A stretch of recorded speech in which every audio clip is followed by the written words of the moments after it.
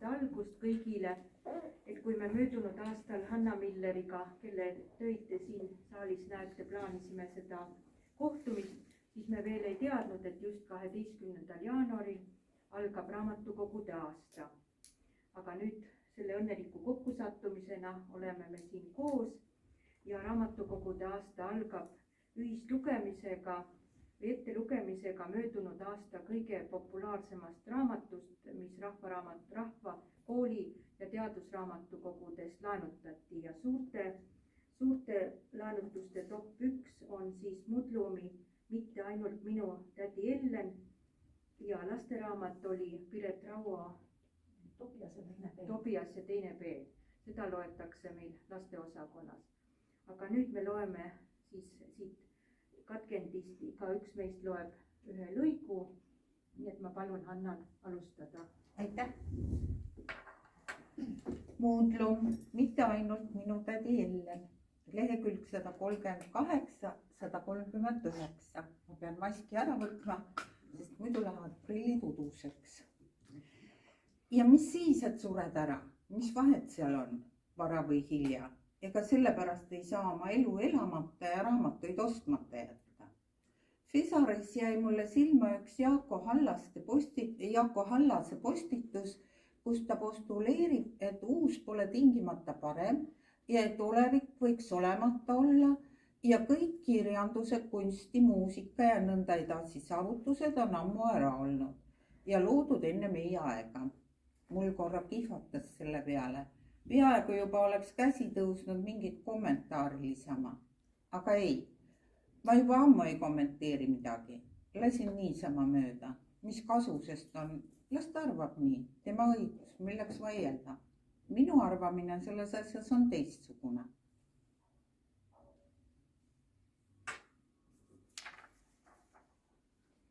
Asi ei ole üldse paremas ega halvemas ega selles, mis jääb püsima üle aegade. Asi on just nimelt selles, et kultuur peab olema pidev. Isegi kui siin 3 aasta või 3 kuu pärast enam keegi ei loe, oli see raamat üks lüli katkevas protsessis. Ka halb raamat, nõme teos, viles näitus. Ometi oli selle viletsa näituse avamisel ennast kohale vedanud kunstnikke, tuttavaid ja muidu huvilisi. See on hoomamatu võrgustik, mida kultuuri abil luuakse. Sotsiaalne, mentaalne, aineline, mis iganes. Ta peab kogu aeg voogama, olema. Ei saa ju ette kujutada riiki, kus ühel päev enam keegi ei kirjutaks luuletusi, ei maaliks pilte ega laulaks ühtegi laulu. Kunstilt kogu aeg mingeid ülimaid kvaliteete oodata on rumal. Ta lihtsalt on, peab olema nagu söömine, magamine, muud tavalised asjad.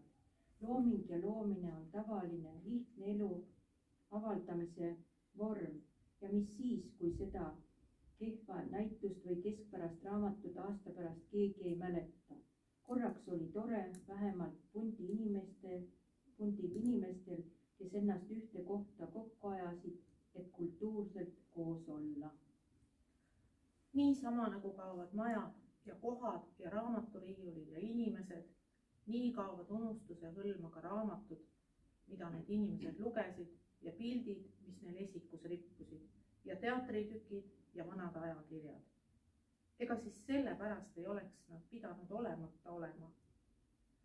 Vahel ma mõtlen, mille pagana pärast ma nii selgesti pean mäletama kadunud asju. Aga siis kuidagi taipan, et ma ju ei mäleta ju kadunut. Ma mäletan väga üldiselt. Ma peaaegu, et ainult mäletangi. Näiteks, kui ma siit Muhust linna sõidan, siis muutub see koht kohe mälestuseks. Mis sest, et ta on tegelikult olemas. Ta on isegi rohkem olemas just siis, kui ma siin ei ole ja tegelikult täpi pealt niisama kättesaamatu kui need kohad, mis on kadunud. Piisab ainult korra selg pöörata, kui pole enam asja ennast, vaid ainult mälestus temast. Võib-olla olevat ei saagi niimoodi kogeda, et ta ka kuidagi päriselt oleks. Ta on ikka ainult läbi äraminemise. meil pidulikult raamatukogude aasta avatud.